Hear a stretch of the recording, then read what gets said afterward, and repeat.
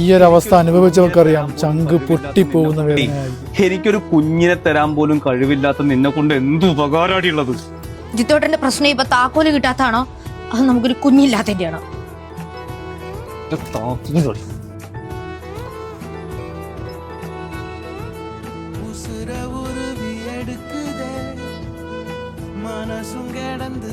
നിന്റെ കൂടെയുള്ളതല്ല ആ ചിഞ്ചു. അവളുടെ കുട്ടി നാളെ തൊട്ട് സ്കൂളിൽ പോവാത്ര. ജിത്തുവിന് പിന്നെ കുട്ടികളൊന്നും ഇല്ലാത്തോണ്ട് ഇതൊന്നും കുഴപ്പമില്ലല്ലോ അല്ലേ? അളിയ ഇതൊക്കെ എനിക്ക് പണ്ടേ അറിയാവുന്നതായിരുന്നു. ഒന്നല്ല 9 കെട്ടാനുള്ള പൈസ ഇപ്പൊ തന്നെ പല വഴിക്ക് ചെലവാക്കിയില്ലേ. ഇതൊന്നും ഒഴിവാക്കി വേറെ കെട്ടുന്നതിൽ ഒരു തെറ്റും ഞാൻ കാണുന്നില്ല. ഞങ്ങൾക്കിടയിൽ പ്രശ്നങ്ങളൊക്കെ ഉണ്ട്. മറുപടി കുഞ്ഞില്ലെങ്കിലും ഞങ്ങൾ ജീവിക്കും. ഇനി കുഞ്ഞു വന്നാലും എനിക്ക് അവൾ തന്നെ വേണം. നീ അവളെ പൂങ്കണ്ണീരും തലേണ മന്ത്രവും കെട്ടി ഇങ്ങനെ പൊട്ടനായി നടന്നോ? എനിക്ക് കൊഞ്ചിക്കാൻ നിന്റെ ഏട്ടൻ തങ്കക്കുടം പോലത്തെ 2 കുട്ടികളെ തന്നിട്ട് നീ വേണമെങ്കിൽ നിന്റെ കാര്യം നോക്കിക്കോ.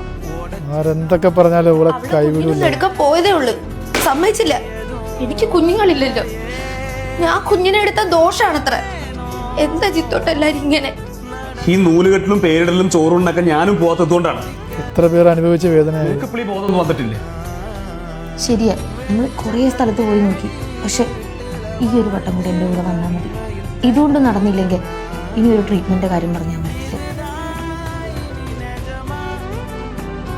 ഞങ്ങൾക്ക് മടുത്തു ഡോക്ടറെ.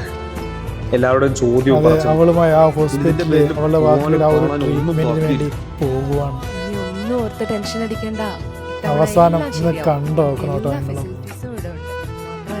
എത്ര പേര് ഇതേപോലെ അനുഭവിക്കുന്നുണ്ട് ജീവിതത്തിൽ. എത്ര പേരുടെ കുത്തുവാക്കുകൾ കേൾക്കുന്നുണ്ട്. വിശേഷമൊക്കെ ഞാൻ അറിഞ്ഞ് ഫുൾ ഹാപ്പി ആണല്ലോ. എടാ, നിന്റെ വണ്ടി എവിടെ പോയി?